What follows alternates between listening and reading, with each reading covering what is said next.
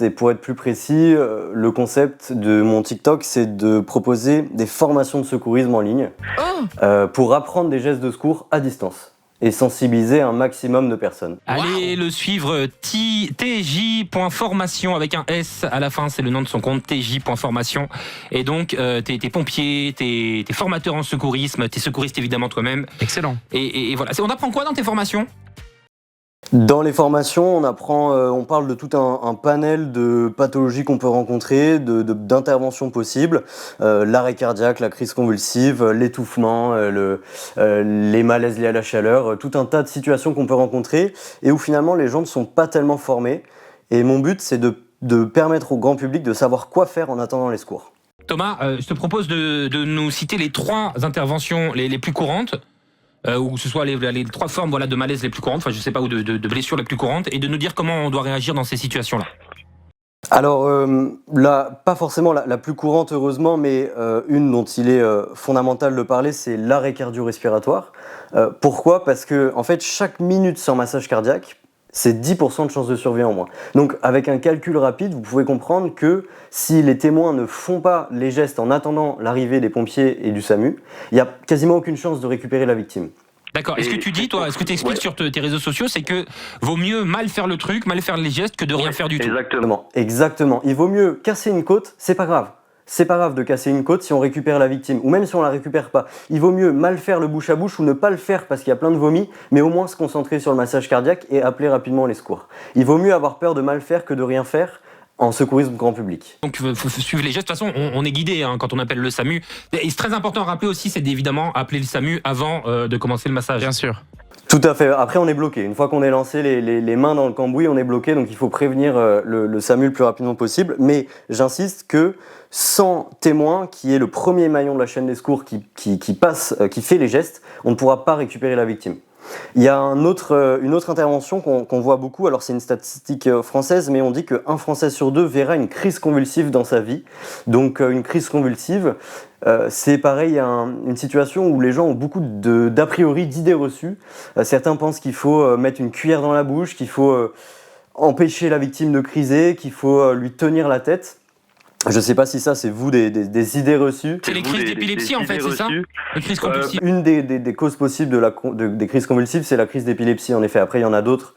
Mais ce qu'il faut retenir, peu importe la cause de l'origine de la crise convulsive, c'est qu'il faut laisser criser la victime, il faut lui protéger la tête en mettant un petit coussin, un petit manteau en dessous, et surtout, on ne l'empêche pas de criser, on la laisse criser, et on attend la fin, et après, on met en PLS ou en arrêt cardiaque selon la situation. Ça, c'est une idée reçue aussi. D'accord, comme le fait que la personne va se mordre la langue, manger la langue, ça n'existe pas. Et oui, mais en fait, la langue, c'est un muscle, et lors d'une crise convulsive, nos muscles se contractent 9 à 10 fois plus puissamment que d'habitude. Donc la langue, on ne risque pas de l'étouffer, c'est a posteriori qu'on risque de s'étouffer avec, mais pas pendant la crise. Julien ? Ah oui, et tout simplement, est-ce qu'il y a une idée reçue aussi au niveau de ce qu'on peut faire avec du matériel qu'on fait trop souvent et qui pourrait aggraver les situations que tu as déjà rencontrées ? Il y a quelque chose que je vois souvent, c'est le verre d'eau.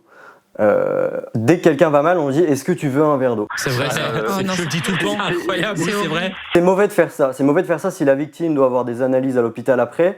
Ça fausse les résultats si on l'a donné à boire. Si la victime a perdu du sang, il faut surtout pas lui donner à boire. Et d'ailleurs, la réaction naturelle de l'organisme, après avoir perdu du sang, c'est de dire au cerveau j'ai soif, pour en fait compenser la sensation de volume corporel qui a été perdu dans l'hémorragie. Et en fait, il ne faut pas donner à boire aux victimes, sauf un malaise lié à la chaleur de type coup de chaleur ou insolation.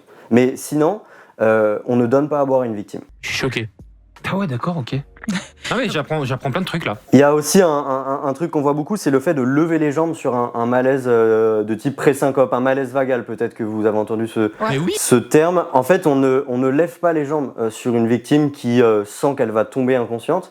Il faut plutôt lui dire de contracter très fort ses fesses, ses abdominaux, de crocheter ses doigts pour faire remonter sa tension artérielle en fait, en faisant croire au cerveau qu'on est en train de faire du sport. Et donc le cerveau se dit « Ah mais attends, je suis en train de faire du sport, il faut que je fasse monter ma tension ». Et ça évite à la victime de tomber inconsciente. Mais lever les jambes, c'est limite contre-intuitif de faire ça. Ok, d'accord. Il y a plein de clichés, de choses qu'on croyait vraies. Et en fait, t'es en train de démonter tout ça. Et mon métier de formateur, que ce soit en présentiel ou sur TikTok, c'est de démonter avec politesse les idées reçues et d'apporter qu'est-ce qui est mieux, qu'est-ce qui est recommandé dans le guide pour permettre de sauver des vies. Moi, j'avais une petite question parce que quand j'étais, donc avant de rentrer dans ce que vous avez en France, c'est le lycée, il me semble, au début. Genre vers mes 12 ans, j'ai passé le BEPS, donc le brevet européen des premiers secours, si je dis pas de bêtises. Et je l'ai repassé une fois après parce que j'ai été animatrice scout, et puis plus jamais. Est-ce que pour toi, ça devrait être entre guillemets obligatoire que les gens passent le BEPS ou du moins le voient à l'école? Parce que je sais que tout le monde ne l'a pas vu à l'école. Et c'est justement mon combat. C'est que non seulement il faut le rendre obligatoire, mais il faut aussi rendre des formations continues obligatoires, puisque le secourisme, quand on ne le pratique pas, et je souhaite à tout le monde de ne pas le pratiquer tous les jours, on oublie les choses. Et même si on forme les gens au PSC1 pendant toute la journée ou au brevet dont vous avez parlé, dans 6 mois, ils auront oublié une grande partie des informations. Et donc, oui, il faut le rendre obligatoire, mais il faut aussi trouver des moyens pour permettre aux gens de pouvoir réviser. Et un des moyens que je propose, c'est de faire des vidéos en ligne, comme ça tous les soirs, les gens, en se connectant aux réseaux sociaux, ils révisent un petit chapitre, un petit thème. Mais oui, il faut le rendre obligatoire, et pour que plus de gens aillent se former, je pense qu'il faut simplifier l'accès aux formations en baissant les coûts. Il faut qu'on ait une partie qui soit subventionnée et surtout il faut réduire la durée des formations pour que les gens n'aient pas à bloquer leur journée entière pour aller se former, mais juste 4 heures par exemple. D'accord. Et par exemple, on entend souvent, par exemple dans les émissions, c'est un peu appel d'urgence ou quoi, les gens qui paniquent, les gens qui stressent, qui savent plus où se mettre parce qu'ils sont en train de peut-être réanimer quelqu'un qui est en train de mourir. Ah, ça c'est dur. C'est pire que bien. Comment on gère son stress ? Je vais y répondre, mais plutôt en citant mon expérience personnelle de sapeur-pompier volontaire et de secouriste. En fait, le stress, longtemps, j'ai cherché à le combattre. J'ai cherché à le faire taire, à essayer de me prouver je ne suis pas stressé. Jusqu'à ce que je rencontre un mentor qui me fasse prendre conscience que le stress, c'est une bonne chose. En fait, le stress, c'est nous qui nous rendons compte que la situation qu'on a est une situation urgente, sérieuse, et c'est normal d'être stressé. Et en fait, à partir du moment où on accepte son stress et qu'on se dit plutôt c'est de l'adrénaline, on le vit beaucoup mieux. Ouais, il faut essayer de se raisonner en situation d'urgence, c'est tout sauf facile. C'est sûr, mais il y a 2 manières de lutter contre le stress. Il y a 2 solutions très simples, c'est l'expérience et la formation. Bah oui. Si on révise 100 fois la technique du massage cardiaque pendant 20 ans, le jour où on tombe sur un arrêt cardiaque, on sera quasiment pas stressé parce qu'en fait, les réflexes vont prendre le dessus, la mémoire musculaire. Et c'est comme ça, par exemple, que les nageurs sauveteurs travaillent. Pendant 1 semaine, ils n'ont pas d'intervention, ils sont sur la plage, il fait beau. Et là, il y a un enfant qui se noie. Mais comme ils se sont entraînés quasiment tous les matins pendant des saisons entières, en fait, sans même réfléchir, ils savent parfaitement quoi faire. C'est un automatisme. Eh oui. Exactement. Mais pour ça, il faut se former. Merci beaucoup Thomas d'être passé par ici, c'était très intéressant. Et puis voilà, c'était important de rappeler ça. Allez le suivre Thomas sur les réseaux sociaux, sur Instagram, sur TikTok. T'es sur TikTok aussi Thomas? Exactement, Thomas Joubert Formation. Ok, Thomas Joubert Formation, vous tapez ça, vous allez tomber sur son compte et sur toutes ces vidéos qui sont d'utilité publique. Merci infiniment Thomas d'être passé par ici. Mais avec grand plaisir. Avec grand plaisir, à bientôt.